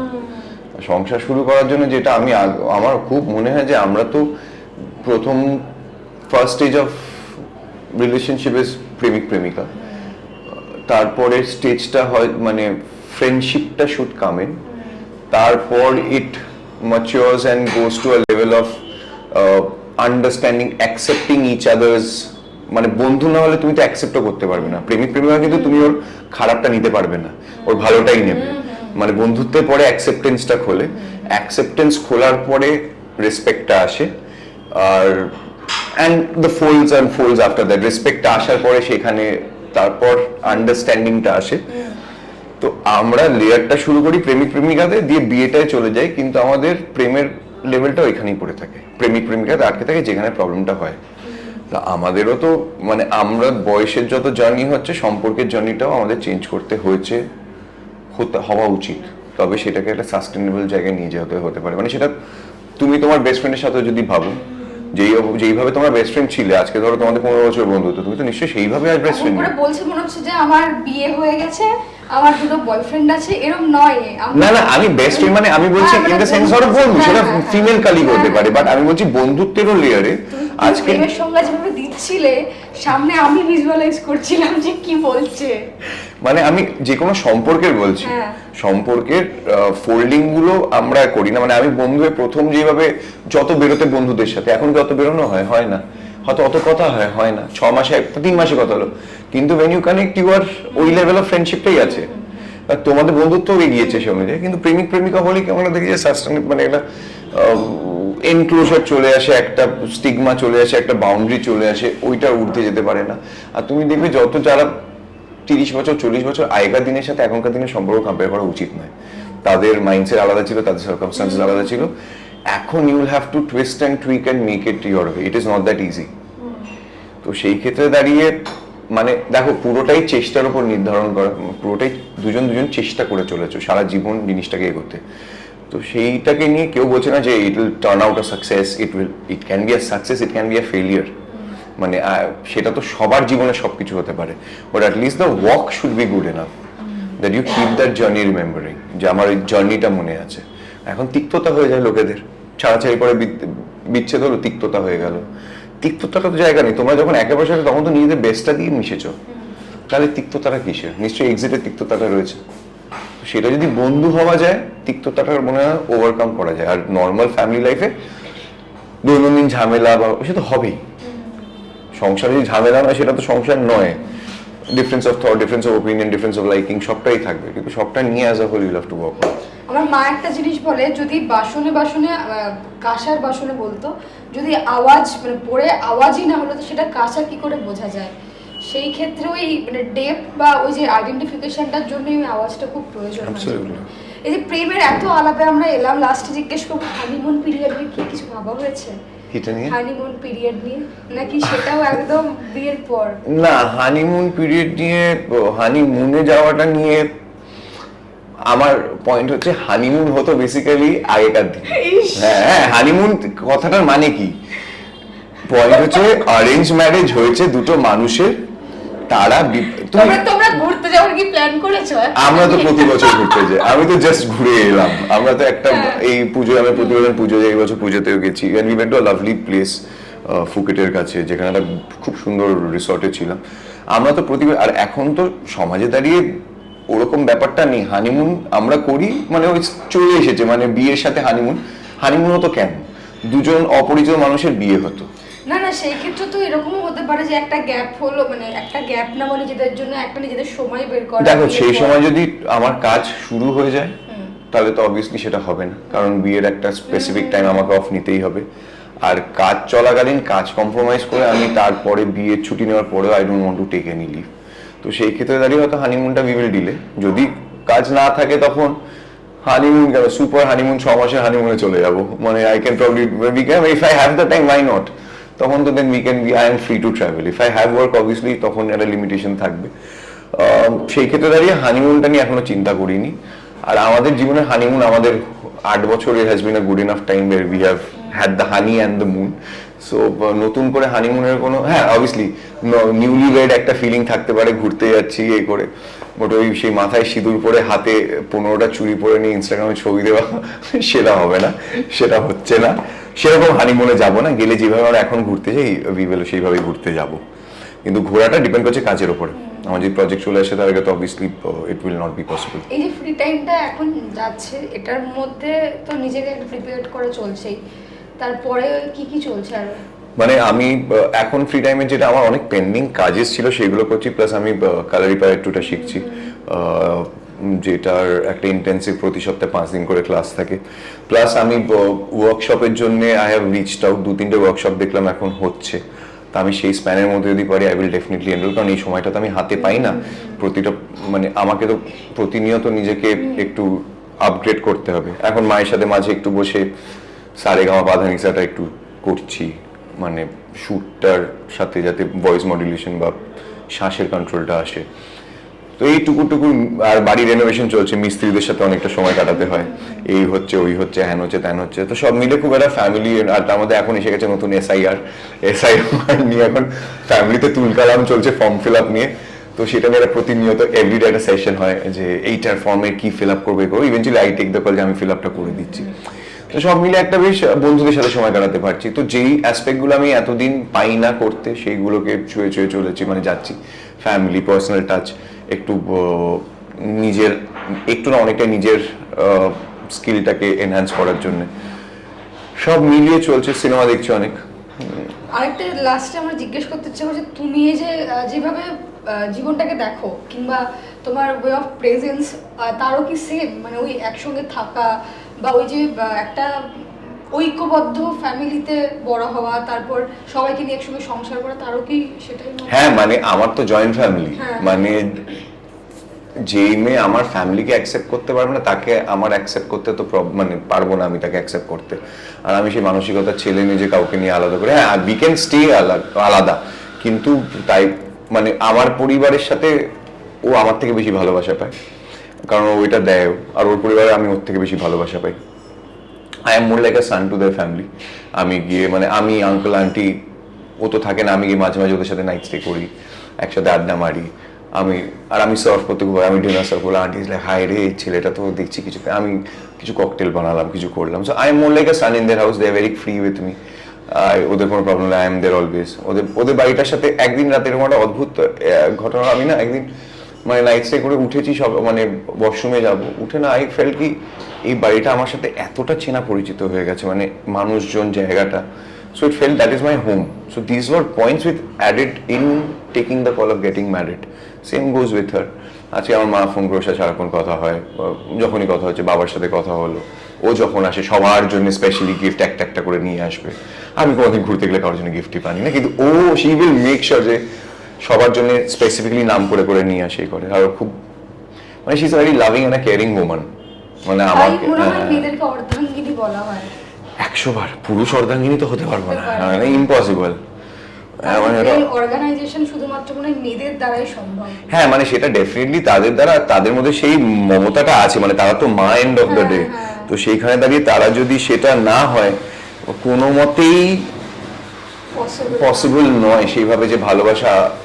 বাট আমি কিন্তু খুব ভালো অর্ধাঙ্গিনী তো হবো না, মানে হোয়াট এভার অর্ধাঙ্গ যদি হয়, সেটা যদি হয়ে থাকে। I am very caring, I take care, মানে সবার সাথে করা। I am very very nice. Nice is a very shallow word. মানে আমি খুব কম্প্যাটেবল লোকজনের সাথে, আমি I take care of people, I look out for them. তো সেটা করি। বাট হ্যাঁ, ওর ওইটা রয়েছে, মানে ওইটা ডেফিনেটলি আছে। আর আমার এত বড় পরিবার, সেটা ও অ্যাকসেপ্ট না করলে তো খুব মুশকিল হতো আমাদের জন্য ওইভাবে। আর খুব she is very house oriented, মানে ও ফ্যামিলি ওরিয়েন্টেড একজন মেয়ে। Obviously she goes out, she travels more than I travel. She goes out, she has a lot of friends, everything, but she is very homely. ওর ওই জিনিসটা রয়েছে। আমার খুব excited লাগছে শুনে শুনে গল্প। বেস্ট অফ লাক, কারণ দিল্লি কা লাড্ডু যে বলে খায় না তারও পস্তানো তো থাকেই, আর যে খায় সেও পস্তায়। তোমার রেজাল্ট আমরা ফাইনালি শুনবো আফটার ম্যারেজ। সো চোখ থাকবে শুধুমাত্র সিটি সিনেমাতে। আমাদের আড্ডা আজকে এখানেই শেষ করলাম। কেমন লাগলো, আর কি শিখলেন? বেরসিকতা নাকি রোম্যান্টিক হতে, নাকি অর্ধাঙ্গিনী হওয়ার কোনো নতুন ট্যাকটিক্স, প্লিজ জানাবেন। আজকের আড্ডা রইলো এখানেই। চোখ থাকবে শুধুমাত্র সিটি সিনেমাতে। টলিউডের latest update, gossip and entertainment পেতে সাবস্ক্রাইব করুন শুধুমাত্র সিটি সিনেমা, আর ফলো করুন সিটি সিনেমার Instagram, Facebook, Twitter and ShareChat page.